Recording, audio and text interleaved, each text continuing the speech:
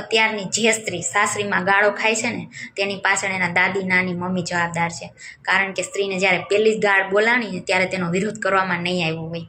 ત્યારની સ્ત્રીઓ કેને મહત્વ આપ્યું હોય છે? સમાજ, લગ્ન જીવન અને કુટુંબને જ મહત્વ આપ્યું હોય છે.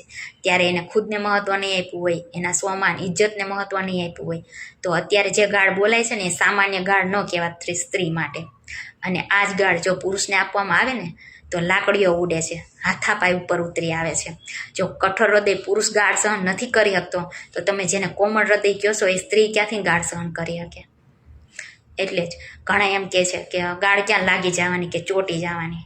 અરે લાગતી નથી, ચોટતી નથી તો બોલવામાં શું કામ આવે છે? અને એ જ ગાળ જો પુરુષને દેવામાં આવે તો એ તો એને જ ખબર હોય કેટલી ખૂચે છે ને લાગે છે.